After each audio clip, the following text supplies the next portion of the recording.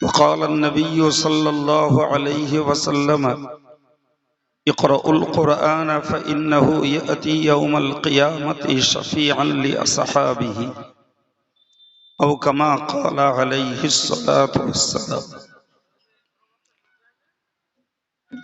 সম্মানিত ওলামায়ে কেরাম, তৎসহ আজকে যে মাদ্রাসার পক্ষ থেকে আয়োজিত এ ওয়াজ ও দোয়ার মজলিস, মাদ্রাসার সম্পাদক ভাই সহ মাদ্রাসা কমিটি, পরিচালক সমিতি, দাতা সহযোগী, হিতাকাঙ্ক্ষী দরদি বৃন্দ, মাদ্রাসার ছাত্র অভিভাবক, অভিভাবিকা মায়েরা, আমার সম্মুখে বসা বয়োজ্যেষ্ঠ মুরব্বী, সমবয়স্ক ভাই, স্নেহাশীষ ছেলেরা,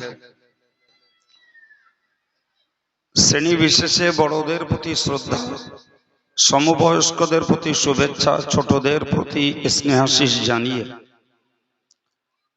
একটি নির্দিষ্ট সময়ের জন্য কিছু কথা আপনাদের কাছে আলোচনা করতে অনেকটা দূর থেকে এই শীতের সকালে বেশ খানিকটা কষ্টের সঙ্গেই আলহামদুলিল্লাহ সময় মতো আপনাদের কাছে পৌঁছেছি। যদিও মজলিসের পরিবেশ এখনো পর্যন্ত ভালো গড়ে ওঠেনি, আল্লাহ চাইলে একটু সময় গেলে মজলিসটা আরো একটু জমে উঠবে ইনশাআল্লাহ। তো যারা বসেছেন আমি তাদের কাছে অনুরোধ করব মনোযোগের সঙ্গে আমার কিছুক্ষণের আলোচনা আপনাদেরকে শুনবার জন্য। দেখুন, আজকের একটি প্রতিষ্ঠানের উন্নয়নে বাৎসরিক ওয়াজ ও ইসালে সাওয়াবের মজলিসে আমরা উপস্থিত। মাশাআল্লাহ, এই প্রত্যন্ত গ্রাম্য এলাকায় এই প্রতিষ্ঠানটি করার যারা উদ্যোগ নিয়েছেন তারা অত্যন্ত দুঃসাহসিকতার পরিচয় দিয়ে একটা ভালো মজবুত পদক্ষেপ নিয়েছে। আল্লাহ পাক তাদের এই উদ্দেশ্যকে সফল করেন, সকলেই বলি আল্লাহুম্মা আমিন। সম্মানিত ভাইরা, আমি প্রথমতই আমার আলোচনা শুরু করছি। আমরা ইসলাম ধর্ম অবলম্বী, আমাদের নাম মুসলমান, কিন্তু আপনি জানুন সারা পৃথিবী জুড়ে যত ধর্ম রয়েছে, তো সকল ধর্মের ভিতরে ইসলাম ধর্মই হলো একটি জ্ঞানমূলক ধর্ম। সুবহানাল্লাহ বলেন। ইসলাম ধর্মে অজ্ঞানতার কিছু নেই। আমরা জানি আর নাই জানি, ইসলাম যেটাকে করতে বলেছে সেটার পিছনেও জ্ঞান আছে, যুক্তি আছে। ইসলাম যেটাকে করতে নিষেধ করেছে সেটার পিছনেও জ্ঞান, যুক্তি ইসলামের পক্ষে আছে। ফলে ইসলাম ধর্মটাকে আমল করতে গেলে আমাদেরকে জ্ঞান সংগ্রহ করা একান্ত প্রয়োজন। দেখুন, আমরা স্বাভাবিকভাবে একটা জিনিস বুঝি, একটা সংসারী মানুষকে যদি সংসার করতে হয় তো সে সম্পর্কেও তাকে প্রয়োজনীয় জ্ঞান জোগাড় করতে হয়। কেউ যদি একটা সেলাই কাজ করেন সেটাও তাকে শিখতে হয়, কেউ জমি চাষ করবেন সেটাও তাকে শিখতে হয়। তাহলে না শিখে যদি সংসারের কাজ করতে না পারা যায়, তাহলে অনন্তকালের পরকালে জাহান্নাম থেকে বেঁচে আমরা জান্নাতি হব। সেই হওয়ার জন্য যে কর্মটা আমাদের করতে হবে সেটাকে না শিখে করব, এটি কখনো যুক্তিতে বলে না ভাই। আমার কথা বুঝতে পারছেন কি? কখনোই এ কথা যুক্তিতে বলে না যে আমরা ধর্মটাকে জানবো না, শিখবো না, বুঝবো না, খালি খামায় কিছু মন গড়া কাজ করে বলবো যে ধর্ম করছি আর আল্লাহ পাক তাতে খুশি হয়ে যাবেন, এটি সম্ভব না ভাই। ফলে রাসূল করিম সাল্লাল্লাহু আলাইহি ওয়াসাল্লাম तमाम পৃথিবীর ঈমানওয়ালাদেরকে উৎসাহ দিয়েছেন। তিনি বলেছেন, তলাবুল ইলমি ফরিয়দাতুন আলা কুল্লি মুসলিমিন, প্রত্যেকটা মুসলমানের জন্য প্রয়োজন মতো জ্ঞান জোগাড় করা ফরজ। কার কথা? আমার কথা বললাম, নবী পাকের কথা। তো তো রাসূলুল্লাহ এই যে বলেছেন জ্ঞান জোগাড় করা ফরজ, এই ফরজের পরিধি হলো একটা মানুষ তার পাক নাপাকি, উজু, গোসল, নামাজ কালামের নিয়মাবলী, শরীয়তের হালাল হারাম, এই জ্ঞানগুলোকে তিনি সঞ্চয় করবেন, তবে তিনি আল্লাহ আল্লাহ রসুলের সন্তোষ মতো কিছু কাজ করতে পারবেন। কথা ঠিক না ভুল? আরে বাবু, রাসূলুল্লাহ বলেছেন যে এই লা তুকবালু সালাতুন বিগাইরি তুহুর, কোন মানুষ পবিত্রতা অর্জন করা ব্যতীত তার কোন নামাজ আল্লাহ পাকের কাছে আদায় হবে না।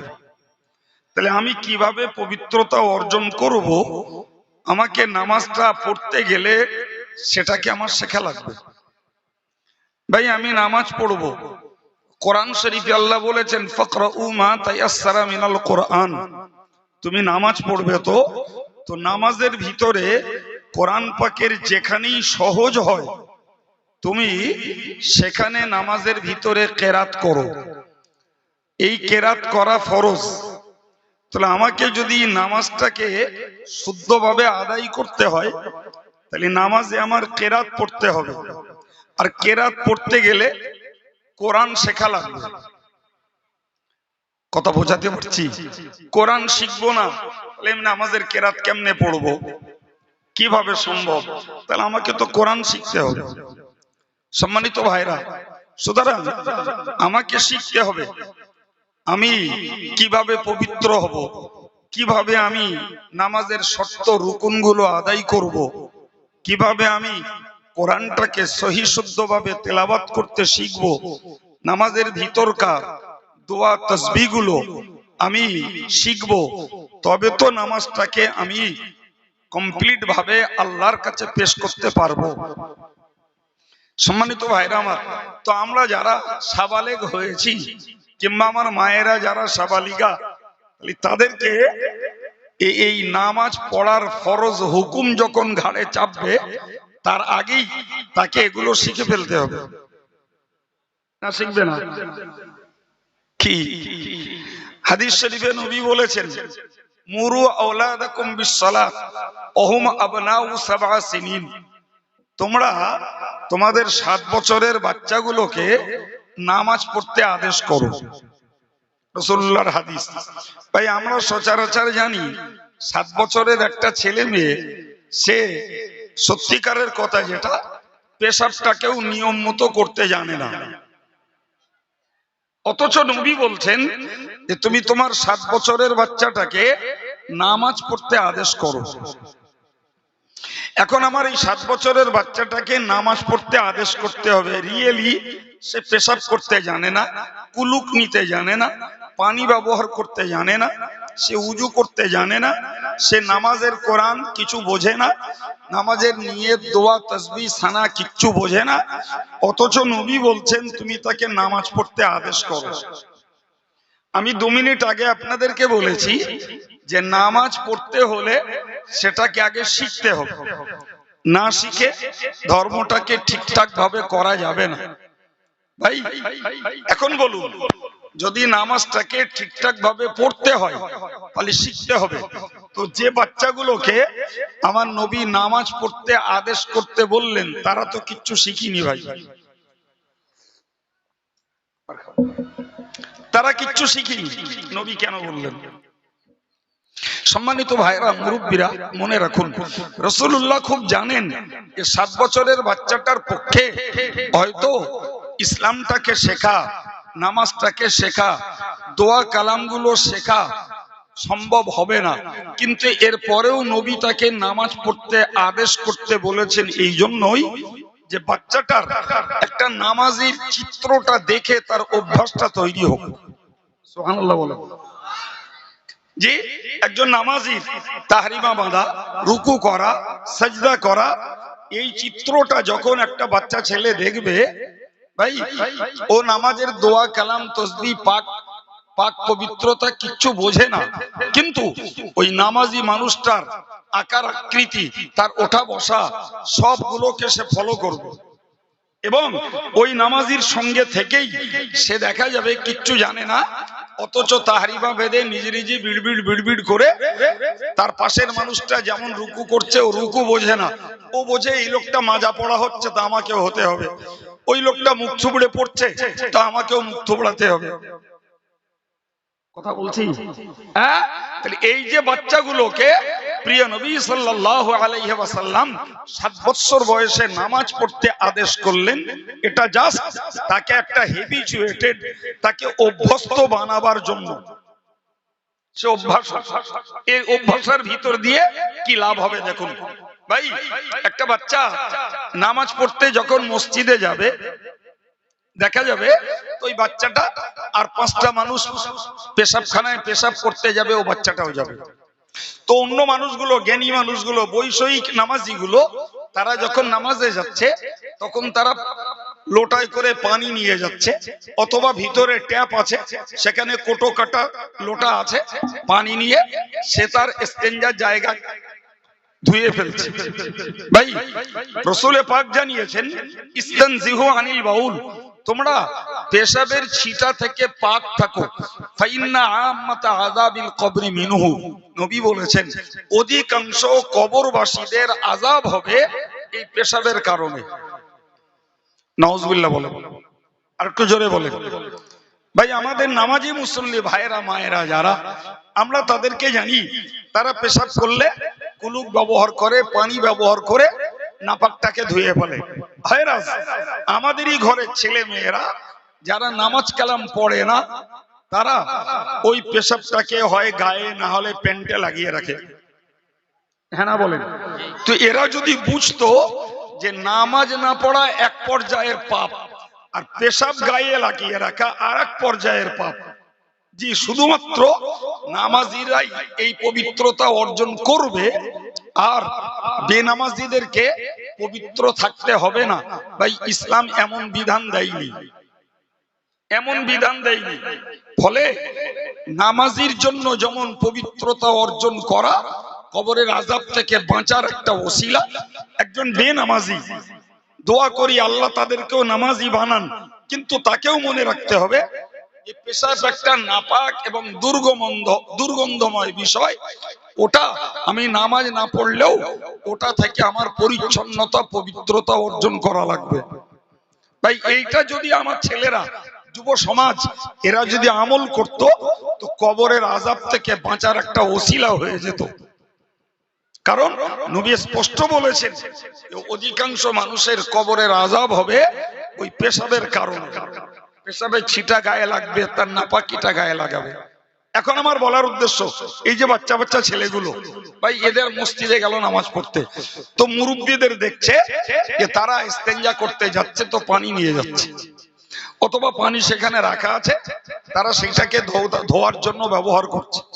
ভাই এটার নাম ইস্তেঞ্জা, আর এইটা না করলে কবরের আযাব হবে, ওই বাচ্চাগুলোর বোঝার দরকার নাই। কিন্তু ওর মুরব্বীদের যখন দেখবে পানি দিয়ে ধৌত করতে, ও কাউকে বলা লাগবে না, ও দেখে দেখে আলটিমেটলি ও ধোয়ার অভ্যাসী হয়ে যাবে। হ্যাঁ না বলেন, যাবে না? যাবে না? জি। 2 নম্বর কথা হলো, ভাই ও উজু কারে বলে জানে না, উজু করার সিস্টেম কি জানে না, উজুর ভিতরে কটা ফরজ জানে না, উজুর কটা সুন্নত ও খবর রাখে না। আর ওরেই বা কি বলবো, রাগ করবেন না ভাই, আমি কখনো এ গ্রামে আসিনি, আজ আমার লাইফে প্রথম। জি, তো আমি খুব দায়িত্ব নিয়ে বলছি, দেশময় ঘুরে ঘুরে আমার যেটা বাস্তব অভিজ্ঞতা হয়েছে, আমাদের অনেক মুরব্বী মানুষ, বৈষয়িক মানুষ নামাজ কালাম পড়ে, উজু করে, কিন্তু কোনটা ফরজ কোনটা ওয়াজিব, কোনটা ফরজ কোনটা সুন্নত কোনটা মুস্তাহাব জানে না। রাগ করলেন আমার কথা? হ্যাঁ ভাই, তাহলে আমরা ধরুন আমাদের শিশু বেলায় এত সুযোগ পাইনি বলো আমরা। আজকের আমাদের বাচ্চাগুলোর জন্য যেভাবে ইসলামকে শেখাবার সুযোগ এসছে, এই মুরব্বীগুলোর বাচ্চা বেলায় এই সুযোগগুলো আমাদের দেশে ঘরে ছিল না। ভাই ঠিক বলছি না ভুল বলছি? জি। তাহলে আমরা হয়তো ফরজ সুন্নত মুস্তাহাব জানি না উজুর, কিন্তু উজুটা করে আমরা নামাজটা পড়ছি। ফলে ওই বাচ্চাগুলো এই উজু করতে হবে, এটা ফরজ, উজুর মধ্যে আছে সুন্নত, উজুর মধ্যে আছে মুস্তাহাব, আল্লাহ চাইলেও ডাগর হলে বুঝবে। কিন্তু ওই বাকি মুসল্লি গুলো যারা উজু হচ্ছে ওদের দেখা দেখি ওরা বলো উজু করা শুরু করবে। হ্যাঁ না বলেন, হয়তো দেখা যাবে উজু করতে যে গোসল করে ফেলতেছে, মানে জামা কাপড় ভিজিয়ে একাকার করে ফেলবে, ছেলে মানুষের যা কাজ। জি, কিন্তু ওর এই যে অভ্যাসটা তৈরি হচ্ছে ভাই, এই অভ্যাসটার জন্যই নবী বলেছেন তুমি 7 বছর বয়সে বাচ্চাটাকে নামাজ পড়তে আদেশ করো। বিশ্বাস করুন, আজকে যদি মুসলিম অভিভাবকরা, মুসলমান গার্জিয়ানরা যদি রাসূলুল্লাহর এই ফর্মুলা মেনে যদি বাচ্চাগুলোরে 7 বছর বয়সে নামাজ পড়তে আদেশ করত, ভাই দেখতে পেতেন আমাদের যুবক ছেলেগুলো মাঝ বয়সী যে তারা বেনামাজি থাকতো না। বিশ্বাস হয় আমার কথা? তারা অজ্ঞ থাকতো না, তারা মূর্খ থাকতো না। আজকের যুব সমাজকে নামাজি বানাতে গেলে ভাই আমাদের তেল বলে তেল শেষ হয়ে যাচ্ছে, তাও তারা নামাজে ঢুকছে না। কিন্তু এই বাচ্চাগুলো এখন আমাদের অধীনে, এদেরকে যা বলছি এরা তাই শুনছে, যা বলবো শুনবে। এদের অভ্যাসটা তৈরি করা গেলে তখনই তো এরা সাবালেক বয়সে আর ধর্মটাকে উপেক্ষা করে চলবে না ভাই। আল্লাহ পাকের নবী বলেছেন অদ্রিবুহুম আলাইহা ওহুম আবনাউ আশারা সিনিন। প্রিয় নবী বলেছেন তোমরা বাচ্চাগুলোর 10 বছর বয়সে পা রাখলে পরে ওদেরকে নামাজ না পড়ার জন্য মারো, নামাজ না পড়ার জন্য তোমরা প্রহর করো। বলেন না 10 বছরের বাচ্চা, 10 বছরের বাচ্চা, সত্যি আমার বিবেকের কাছে মনে হয় যে 10 বছরের বাচ্চার মারবো, কি করে মারা সম্ভব? কিন্তু একটু উল্টোটা বুঝি ভাই। 10 বছরের বাচ্চাটা টিউশনিতে যাচ্ছে না, বাপ বকছে, মা বকছে, ওকে তাকে টিউশনিতে পাঠাচ্ছে। 10 বছরের বাচ্চাটা স্কুল কামাই করছে, সেক্ষেত্রে বাপ মায়ের কড়া তাগিদ আছে স্কুলে যা। জি, 10 বছরের বাচ্চাটার পিছনে যারা কেজি স্কুলে পড়ায় তারা তাদের খাবার দাবার পরিষেবা সবকিছু দিচ্ছে দুনিয়ার একটা লেখাপড়া শেখানোর জন্য। ভাই সেক্ষেত্রে কখনো বাপ বকছে, কখনো মা বকছে, কখনো তাকে ধমকাতে হচ্ছে, কখনো একঘা মারতেও হচ্ছে। হ্যাঁ না বলেন? তাহলে 10 বছরের বাচ্চাটা স্কুল কামাই করলে, টিউশন কামাই করলে সেক্ষেত্রে আমাদের তাকিদ আছে। কিন্তু 10 বছরের বাচ্চাটা নামাজ না পড়লে রাসূলুল্লাহ মারতে বলেছেন, তখন আমাদের দরদ লাগছে। হ্যাঁ না বলেন? হ্যাঁ, আপনি ঘুরিয়ে বলুন তো, 10 বছরের একটা ছেলে, গরিবের সংসার, 100 টাকা হারিয়ে ফেলেছে, 100 টাকা হারিয়ে ফেলেছে, গরিবের সংসার, আব্বা তার প্রতি চড়াও হবে না? হবে না? 10 বছরের একটা মেয়েটা বাড়ির তেলের বোতলটা ভেঙে ফেলেছে, মা তার উপরে রাগদ্বেষ করবে না? করবে না? বলেন বলেন বলেন। তাহলে 10 বছরের ছেলেটা 100 টাকা হারালে সে আব্বার কাছে ধমকানি কেন, এক আধটা চড়ও খায়। মেয়েটা যদি এক বোতল তেল নষ্ট করে ফেলে, মা তার জন্য তার উপরে চোটপাট করে। ও বাবা, তা তুমি যখন তেলের জন্য আর টাকার জন্য তোমার বাচ্চাটার উপরে চোটপাট করতে পারো, তাহলে তোমার নবী বলেছেন 10 বছরের বাচ্চাটা নামাজ না পড়লে তুমি মারো, এটা কেন পারবে না বাবা? এখানে এত দরদ কিসের? সম্মানিত ভাইরা, মনে রাখুন প্যারে নবী সাল্লাল্লাহু আলাইহি ওয়াসাল্লামকে আমার আল্লাহ জানিয়েছেন ওমা আরসালনাকা ইল্লা রাহমাতাল লিল আলামিন। ওগো নবী, আমি তোমাকে পাঠিয়েছি গোটা জগৎ সমূহের রহমত করে। একবার জোরে বলুন সুবহানাল্লাহ, আর একটু মন খুলে বলুন। তাহলে যে নবীকে আল্লাহ পাঠিয়েছেন রহমত স্বরূপ, করুণা স্বরূপ, দয়ার সাগর বানিয়ে, আপনি বলেন না ওই নবী 10 বছরের বাচ্চাটা নামাজ না পড়লে মারতে বলছেন, আপনি কি বলবেন নবী নিষ্ঠুর? একটু বলেন, আমার কথা বোঝাতে পারছি? আমার আওয়াজ আপনাদের শোনা অভ্যাস নেই খুব একটা। জি, তো যেটা শোনাচ্ছি যদি আপনারা বুঝতে পারেন আমার খাটনি সার্থক, আর এই ছেলেদের এদের আনাও আমার জন্য সার্থক। আর যদি আপনারা না বোঝেন তাহলে আমার খাটনি এদের আনাও ব্যর্থ। তো বুঝবেন না কেন? আমি তো বাংলায় বলছি। হাদিস কোরআন যাই বলি বাংলা তাকে ভেঙে বলছি। তবে হ্যাঁ, কারোর অষ্টনাথ ধাঁচ আছে, একটু সুর শুনবে, একটু কাহিনী শুনবে, একটু জীবনী শুনবে, এটা আছে। কিন্তু জানেন তো জি, আপনাদের ওরা অভ্যাস থাকতে পারে। আমি আজকে 32 বছর শিক্ষকতা করি রে বাবু, তো ছেলে পিলে পড়াই, তো ছেলে পিলে পড়াইয়ে ওস্তাদরা জানে, তাকে জিজ্ঞাসা করতে হয় কি বাবা পড়া বুঝতে পেরেছো? যদি বলে হ্যাঁ, তাহলে আবার একটু এগিয়ে যাই। যদি বলে না, তা দরকার হলে সেটা আর একবার রিপিট করতে হয়।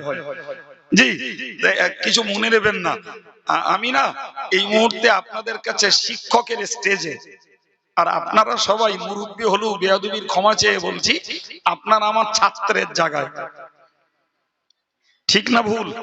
তাহলে আমি, আমার থেকে জ্ঞানী মানুষ থাকতেই পারেন, কিন্তু এই মুহূর্তের জন্য আমি শিক্ষক, আপনারা ছাত্র। তা আমি দুটো পড়া দিচ্ছি, আমার পড়া আপনারা বুঝতে পারছেন কিনা আমি জানতে পারবো না, শুধুই মুখস্থ পড়াতে যাবো ভাই, ওতে তো আমার ছাত্রদের উন্নতি হবে না। তো হবে বাপ, হ্যাঁ, এই জন্য মাঝে মাঝে জিজ্ঞেস করছি, তাতে আপনাদের ব্রেনটা ক্লিয়ার থাকবে। জি ভাই, আমি জিজ্ঞাসা করছি যে রাসূলুল্লাহ 10 বছরের বাচ্চাটাকে মারতে বলেছেন, যে নবীকে খোদ আল্লাহ বললেন রহমতুল লিল আলামিন, তো ওই নবীকে আমরা নিষ্ঠুর বলবো? রাসূলকে নির্দয় বলবো? কখনো কি বলা যাবে? বরং একটু গভীরে ভাবলেই আমরা বুঝে উঠতে পারবো যে নবীর ওই মারতে বলাটা, ওই বাচ্চাটাকে মারতে বলাটা নিষ্ঠুরতা নয়, বরং ওটাই হলো রাসূলুল্লাহর দয়া। সুবহানাল্লাহ বলেন। যদি বলেন কেমনে ভাই, ওই বাচ্চাটি ইসলামের দৃষ্টিতে সাবালেগ বলে গণ্য হবে 15 বছর বয়সে পা পড়লে। কথা শুনতে পাচ্ছেন? সঙ্গে একটা মশলা জানুন, অন্য মনস্ক হবেন না। আমার জীবনী না, কাহিনী না, প্রত্যেকটা কথা নিতে হবে, প্রত্যেকটা কথায় আল্লাহ চাইলে জ্ঞান পাবেন। জি ভাই, যে সমস্ত দেশগুলো গরম দেশ, সেখানকার ছেলে মেয়েরা সাবালেগ হয় 9 বছর থেকে 12 বছরের মধ্যে। আর আমাদের দেশ, এখানে শীতও আছে গরমও আছে, আমাদের দেশের ছেলে মেয়েরা সাবালেগ সাবালিগা হয় 12 থেকে 15-র মধ্যে। কথা ক্লিয়ার হলো? তাহলে 12, 13, 14। আর গ্রীষ্ম প্রধান দেশে তাদের ভাই 9, 10, 11 এর মধ্যেই সাবালেগ হয়ে যায়। এখন আপনি বলুন, আমার বাচ্চাটা 15 বছরে সাবালেগ জীবনে পা রাখবে, এই 15 বছর বয়স থেকে ওই বাচ্চাটা নামাজ কাজা করবে, তার নামে কবিরা গুনাহ লেখা হবে। ওই বাচ্চাটা একটা মিথ্যা কথা বলবে, তার নামে কবিরা গুনাহ লেখা হবে। ওই বাচ্চাটা মোবাইলে ফ্রি ফায়ার আর পাবজি খেলবে, ওর নামে কবিরা গুনাহ লেখা হবে। ওই বাচ্চাটা একটা গালিগালাজ করবে, তার নামে কবিরা গুনাহ লেখা হবে। ওই বাচ্চাটা রোজা রাখবে না, তার নামে কবিরা গুনাহ লেখা হবে। এখন বলুন, 15 বছর বয়স থেকে যেখানে কবিরা গুনাহ লেখার পিরিয়ড শুরু, ওই বাচ্চাটা 20 বছর বয়সে যে মারা গেল, এই 5 বছর সে শরীয়ত বিরোধী কাজ করে মরল, ওর ঠিকানা কোথায় হবে? বলেন বলেন? জাহান্নাম। আর আপনি আব্বা মা, আপনি যখন 10 বছর বয়স থেকে তার পিছনে কড়া নজরদারি রাখবেন, 10, 11, 12, 13, 14, 5 বছর ওই বাচ্চাটাকে কড়া নজরদারি রাখলেন, নামাজ যাতে কাজা না করে, ও যাতে শরীয়ত বিরোধী কাজে অভ্যস্ত না হয়, ও যাতে একটা মিথ্যা কথা না বলে, ও যাতে নবীর সুন্নতের বিপরীতে না চলে। জি, আপনি তদারকি রেখে রেখে রেখে রেখে 15 বছরে ওকে পৌঁছে দিলেন। আলহামদুলিল্লাহ, ওই ছেলেটা 15 বছর বয়সে পা রেখে তার এই 5 বছরের অভ্যাসে সে না নামাজ কাজা করবে, না মিথ্যা কথা বলবে, না সে নবীর সুন্নত বিরোধী পথে চলবে, এমনকি স্কুলে পড়বে। 14 বছরের ছেলেটা, এই 15 বছরের ছেলেটা ক্লাস 9-এ পড়বে, স্কুলে ওর নামাজ পড়ার সুযোগ নাই। ও বাড়ি আসবে, আগে কাজা নামাজটা পড়বে, তারপর মায়ের কাছে ভাত চাইবে। কথা কিছু বুঝতে পারছেন? ওই ছেলেটা আপনার তদারকিতে আলহামদুলিল্লাহ ও জান্নাতের উপযুক্ত বাচ্চা হয়ে গড়ে উঠবে। সুবহানাল্লাহ। এবার বলেন, নবী ওই যে মারতে বলেছেন, ওটা নিষ্ঠুরতা নয়, ওটা নির্দয়তা নয়, ওটা কঠোরতা নয়, বরং ওইটার ভিতর দিয়েই ওই বাচ্চাটা হয়ে যাবে জান্নাতি বাচ্চা। প্রিয় ভাই, এখন আপনি বলুন যে আমাদের দায়িত্বের ভিতরে এটা পড়ছে। সম্মানিত ভাইরা আমার, ভালো করে মনে রাখুন, ওই বাচ্চাটার এখন বয়স 9-10 বছর। বাচ্চাটাকে আমি স্থানীয় কোরআনিয়া মাদ্রাসায় পড়তে দিলাম। সে ওইখানে যাবে, উজু শিখবে, গোসল শিখবে, পাক নাপাকি শিখবে। সে নামাজের বাইরে কটা ফরজ, ভিতরে কটা, ওগুলো শিখবে। নামাজের সানা শিখবে, দোয়া শিখবে, রুকু সাজদা তসবিহ গুলো শিখবে। ওই বাচ্চাটি যথারীতি আত্তাহিয়াত দরুদ শরীফ শিখে ফেলবে। ও যথারীতি স্কুলে পড়ছে, পড়ুক, কোনো সমস্যা নেই। একটা টাইম মক্তবে পড়বে, আব্বা হিসাবে, মা হিসাবে তাকে তদারকি করে যখন আমি ওই বাচ্চাটার ভিতরে এই শিক্ষাটা দিয়ে দেবো, আমি গার্জিয়ান হিসাবে আমার দায়িত্ব পালন করলাম। সুবহানাল্লাহ। গার্জিয়ান হিসাবে দরকার আছে না নাই? কথা বলে একটু জোরে বলেন, দরকার আছে? আচ্ছা, আপনি দরকারটাকে আর একটু ক্লিয়ার বুঝুন। ভাই, আমরা ভারতবর্ষের মানুষ, তো ভারতবর্ষে হিন্দু ভাইরা আছে, ইহুদিরা আছে, খ্রিস্টানরা আছে, বৌদ্ধরা আছে, মারাঠিরা আছে, গুজরাটিরা আছে, আর্যরা আছে, অনার্যরা রয়েছে, তেলেগু রয়েছে, তামিলি রয়েছে। কত ধর্মের লোক এখানে বাস করছে, করে না? করে না? একটা কথা বলুন তো, বাপ হিসাবে একটা বাচ্চার প্রতি খাওয়া, পড়া, স্বাস্থ্য, শিক্ষা কটা হয়েছে? আরেকবার গুনে নেন। খাওয়া, পড়া, স্বাস্থ্য, শিক্ষা, এই চারটে সেবা দেয় না পৃথিবীর কোন ধর্মের বাপ? কি? সবাই দেয়। ও হিন্দু, ইহুদি, খ্রিস্টান, বৌদ্ধ সব ধর্মের লোক তাদের বাচ্চার জন্য এই চারটে পরিষেবা অবধারিত দেয়। জি, আমরা মুসলিম, আমরা মুসলিম, তো আমরা ওই চারটে পরিষেবা দিলাম। বাচ্চাটার খাওয়া দিলাম, তার পড়া ব্যবস্থা করলাম, তার রোগ হলো চিকিৎসা দিলাম, তার বয়স হয়েছে তাকে শিক্ষা করতে দিলাম। এখন আপনি বলবেন, সারা ভারতবর্ষের সমস্ত ধর্মের লোকেরা তারা চারটে পরিষেবা দেয়, আর আমরা মুসলমান, আমরা আমাদের বাচ্চাগুলোকে চারটে পরিষেবা দেই। সত্যি সত্যি কি মুসলমান আব্বা মা হওয়ার দায়িত্ব পালন করেছি বলে মনে হয়? হ্যাঁ না বলে? কতটা সহজ না ভাই? আমায় বুঝে বলুন, সারা ভারতবর্ষে যত ধর্মের লোক আছে, এরা কবরের আযাব, হাসরের আযাব, জাহান্নামের আযাব, পুলসিরাতের আযাব এগুলোকে বিশ্বাস করে? বলেন বলেন। আমরা মুসলমান ওগুলো বিশ্বাস করি না? করি না? করি। আমার বাচ্চাগুলোর বিশ্বাস করার বয়স হয়নি, ওদের জ্ঞান হয়নি, কিন্তু আমি বিশ্বাস করি, ওর গার্জিয়ান আমি, যে মৃত্যুর পরে এই ঘাঁটিগুলো রয়েছে যেখানে আযাব ভোগ করতে হবে। তাহলে আমার বাচ্চাদের বুঝবার বয়স হয়নি বলে বুঝিনি, কিন্তু আমি তার গার্জিয়ান, ওই বুঝটা যখন আমার আছে, তাহলে আমার বাচ্চাটা ইন ফিউচারে কবরের আযাব, হাসরের আযাবে গ্রেফতার না হয়, তাহলে ওদের জন্য আমাকে বাঁচাতে, ওদের প্রতি দরদ দেখাতে, ওদের প্রতি মায়া মমতা দেখাতে, ওরা যাতে আযাবে গ্রেফতার না হয়, তাই মুসলমানকে আর একটা এক্সট্রা দায়িত্ব পালন করতে হবে। সেটি হলো খাওয়া, পড়া, স্বাস্থ্য আর সাধারণ শিক্ষার সঙ্গে ৫ম নম্বরে তাকে ধর্ম শিক্ষাটাও দেওয়া লাগবে। তবে আপনি মুসলমান বাপ মা হওয়ার হক আদায় করতে পেরেছেন বলে মনে হবে। আবার বলছি, যদি অন্য ধর্মের লোকেদের সঙ্গে চারটে পরিষেবা সহ ৫ম নম্বরে আপনার বাচ্চাটাকে আপনি যদি ধর্ম শিক্ষাটা দেন, তবে আপনি একজন মুসলমান হওয়ার অভিভাবকত্বের দায়িত্ব পালন করলেন। না হলে আপনি এই অভিভাবক হিসাবে আল্লাহর কাছে বিপদে পড়বেন। ভাইরা, এই মাঝে মাঝে একটু জায়গা আছে, তো একটুখানি যদি একটু চেপে বসে যান, তাহলে আর দুটো লোক বাড়লে তো সেই আবার উঠতে হবে পরে। আমি অ্যাডভান্স একটু বলে ফেলছি, একটু যদি সামনের খালি জায়গাগুলো পূরণ করে বসেন বাবু, তাহলে দুপুর হলে আর একটু লোক বাড়বে স্বাভাবিক ইনশাল্লাহ, জি তখন ওই জায়গাগুলো মানুষ পেয়ে যাবে। একবার দরুদ শরীফ আল্লাহুম্মা।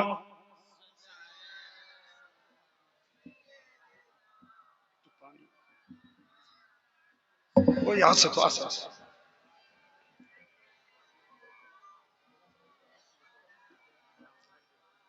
মাশাআল্লাহ। এবার বলি, মহান আল্লাহ কোরআন শরীফে জানিয়েছেন, ইয়া আইয়ুহাল্লাযীনা আমানু কু আনফুসাকুম ওয়া আহলিকুম নার। কোরআন শরীফে মহান আল্লাহ বলেছেন, হে ঈমানওয়ালারা, আমি আল্লাহ তোমাদেরকে জানিয়ে দিলাম তুমি নিজে জাহান্নামের আগুন থেকে বাঁচো আর তোমার পরিবারটাকেও জাহান্নামের আগুন থেকে বাঁচাও। কোরআনের এই আয়াত থেকে কটা কথা আমরা শিখলাম? দুটো।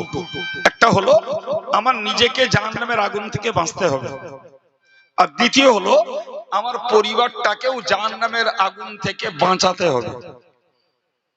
দায়িত্ব আমি দিলাম না আল্লাহ দিয়েছেন? তাড়াতাড়ি বলেন। তা আল্লাহর দেওয়া দায়িত্ব পালন করবে কে? আল্লাহর ঈমানদার বান্দারাই, অন্যরা তো পালন করবে না, তাহলে আমাদেরকে পালন করতে হবে। তো সেখানে আমরা কোরআনের সুস্পষ্ট বার্তা দেখছি, দুটো দায়িত্ব, একটা নিজেকে বাঁচতে হবে আর একটা পরিবারটাকেও বাঁচাতে হবে।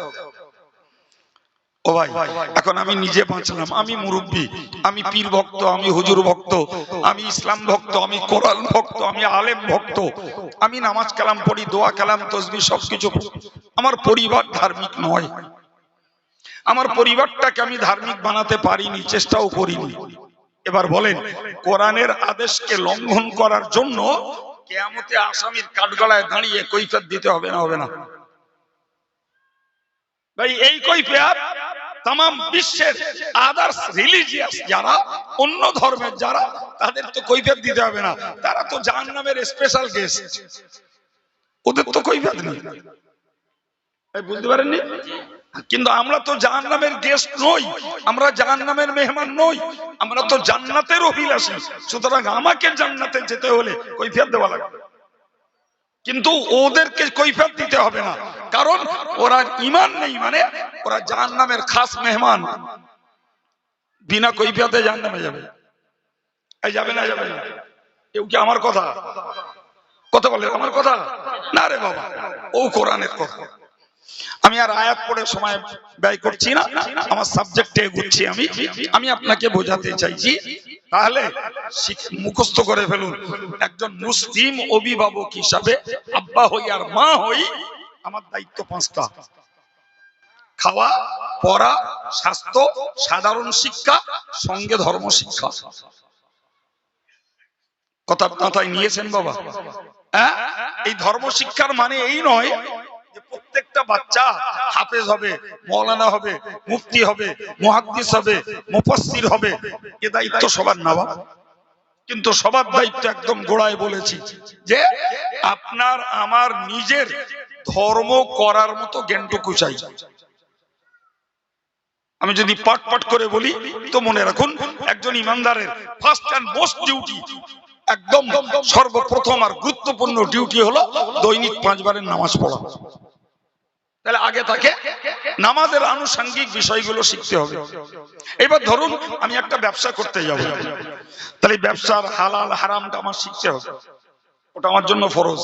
আমার বিয়ের বয়স হয়েছে, আমি বিয়ে করতে যাব, তো আমার বিয়ের ক্ষেত্রে আমার স্ত্রীর হক, কিংবা স্ত্রীর কাছে আমার হক, আমার আল্লাহ সন্তান দেবেন, সেই সন্তানের প্রতিপালনের ইসলামী বিধান কি, ওগুলো আমায় শিখতে হবে বাবা। দুম করে বয়স হল আর বেঁধে দিলুম, হয়ে গেল, অত তেলের কল না বলো ইসলামটা, আমার শিখতে হবে। ভাই আল্লাহ আমার টাকা দিয়েছে, আমাকে যাকাত দিতে হবে, ফলে আমার যাকাতের মশলাটাকে জানতে হবে। আমি আগে পড়ে রাখিনি, এই এখন আমার টাকা হয়েছে, তাহলে যারা জানেন তাদের কাছে আমার দ্বারস্থ হতে হবে এবং যাকাতের মশলাটাকে তার কাছ থেকে আমার জেনে নিতে হবে।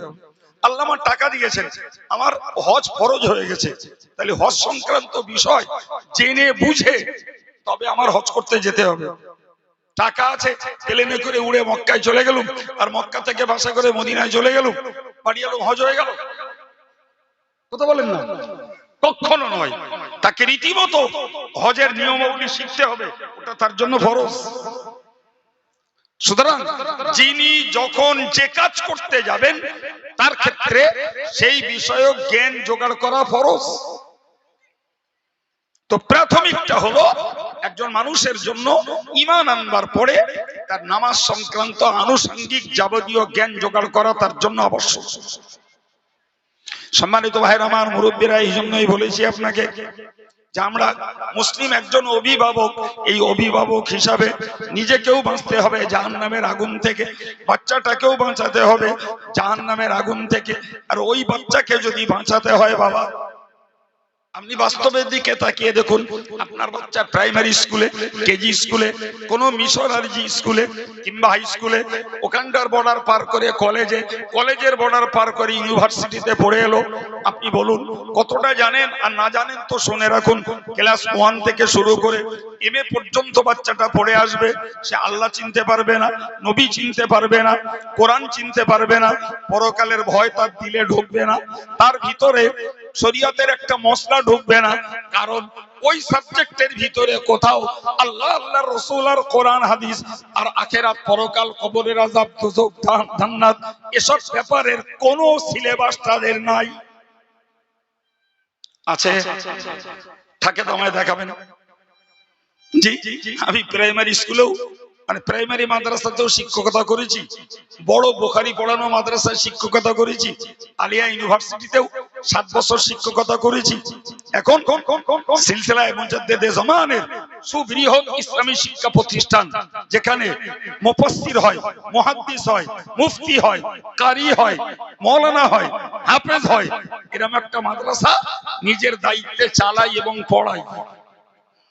সুতরাং যাক, আপনাদের দোয়ায় বলি, কান্টজ্ঞান নেট্টদাক আছে যে দেশের কোথায় কি লেখাপড়া হয়, নেট্টদাক আল্লাহ চাইলে একটু খবর রাখি।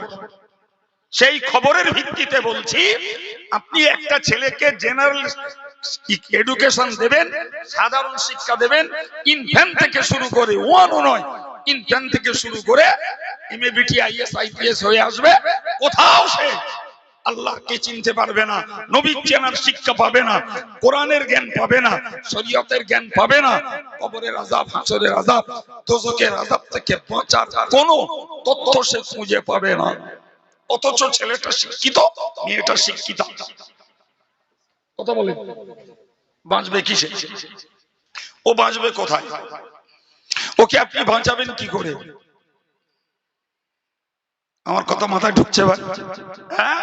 সুতরাং যদি আমার বাচ্চাটার প্রতি আমার দরদ থাকে, তাহলে তাকে আমি যেমন চাই, রোগ হলে সুস্থ করার চেষ্টা, খিদে লাগলে খাওয়ানোর চেষ্টা, সে উলঙ্গ হবে না, পড়াবার চেষ্টা, তাকে মূর্খ করে রাখবো না, সাধারণ শিক্ষা দেবো।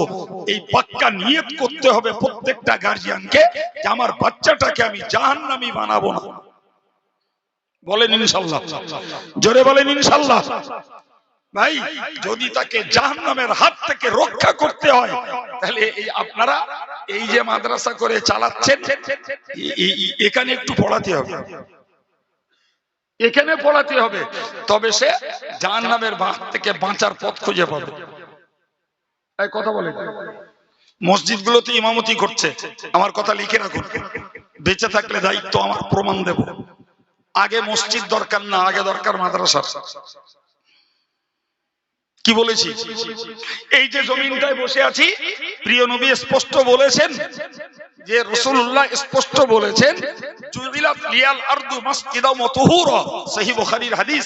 নবী বলেছেন যে আল্লাহ পাক तमाम পৃথিবীর মাটিটাকে আমার এবং আমার উম্মতের জন্য পাক বলে ঘোষণা দিয়েছেন। মসজিদ আপনি 10 বছর নাই করতে পারেন, আপনি রাস্তার এই মাটিতে নামাজ পড়বেন,